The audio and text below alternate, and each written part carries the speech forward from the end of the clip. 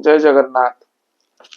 भाव विनिमय यही शब्द सहित प्राय प्रत्येक श्री श्री ठाकुर सारस्वत संप्रदाय भाई माने परिचित। प्रत्येक संघरे भाव विनिमय धारा श्री श्री ठाकुर रखिदे जाइछन्ति।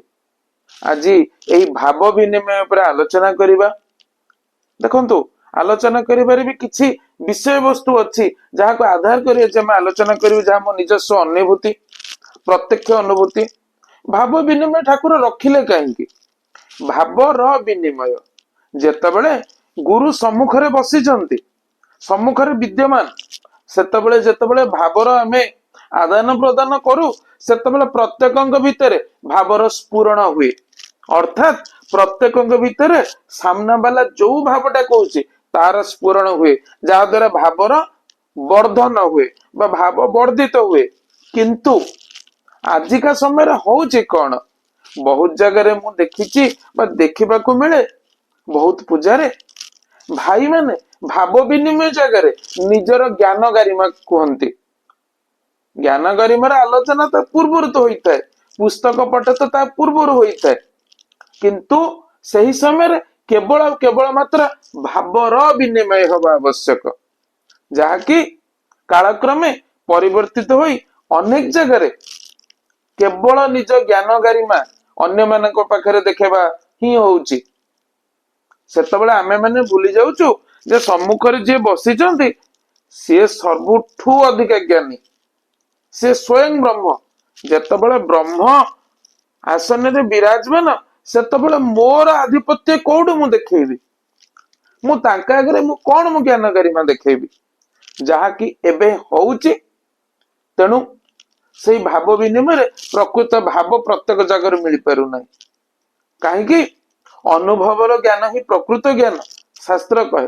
जदि अनुभवर ज्ञान जगह आमे केवल ज्ञान आलोचना करिबा सेतेबेले भावर स्फुरण हबो केमिति? जहा फल किछि भाई माने भी लक्ष्य करा जे पछर बसी बोर हो जाउथांती, केमिति टॉपिक सरिबो केमिति टॉपिक सरिबो। आ गोटे बड़ कथा लक्ष्य करा जे जेतेबेले श्री गुरु विराजमान अछने आम पाखरे सेतेबेले भाव विनिमय कला बेले आमर ठिया हबार पोस्चर केमिति रहिबो, हाथ केमिति रखिबा, केमिति नतमस्तक हेकि रहिबा। जेमिति गुरुଙ୍କ पाखरे शिष्यर अवस्थिति ठीक सही परी आम गुरु जेतु आम पाखरे अचंती, से केवल फोटो नुहंती, सी होचनी विग्रह बा जे विशेष रूपे ग्रहण करंती, से केवल मात्र फोटो नुहंती। ताहले गुरुଙ୍କ सामने रे आमे हाथ को केमिति रखिबा? बहुत भाई माने मु देखिछि किछि भाई माने गोटे हाथ पछु करके सीधा होइकी ठिया होइतांती, जेमिति कि गोटे भाषण दिया होउछि। यह कोन करबा उचित? हमको न्यून होइकी रहिबा पई पड़िबो। गुरु सम्मुखरे विद्यमान, सही भाव रखिकी भाव विनिमय करबा आवश्यक। से परम ज्ञानी, आमे तांका आगे किछि भी नुहे। तृणादपि गरियसी भाव रखिकी भाव विनिमय करबा दरकार। जहार फल बा जहार भावर प्रकृत विनिमय सही जगह ही होई परिबो। आउ किछि क्षेत्र रे देखा जाय किछि भाई ओ मां माने भाव विनिमय करिया पे लाज करंती। एठी लाज करिबार विषय नुहे। एठी मु स्पीच दउनी, भाषण दउनी, गुरुंकर आज्ञा मते भाव विनिमय करिबा पई पड़िबो।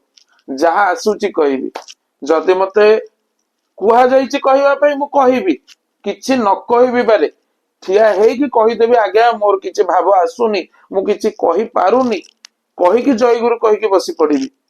किंतु मते ठिया हबा को पड़िबो, मते कहिबा पई पड़िबो।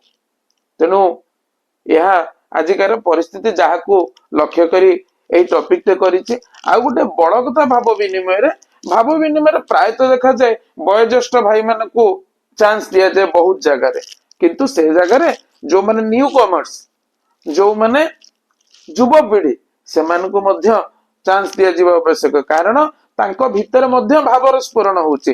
प्रतिथर आमे बदले बदले नुआ नुआ भाई मानकु, नुआ नुआ मां मानकु भावर विनिमय करिवार चांस से दबा आवश्यक, जहा फल रे प्रत्येकंकर भाव आम पाखरे पहुंची परिबो। आज रे वीडियो रे एतिकी। जदि मोर किछि भूल थाए ମତେ କ୍ଷମା କରିବେ। ରହିଲି। ଜୟ ଗୁରୁ।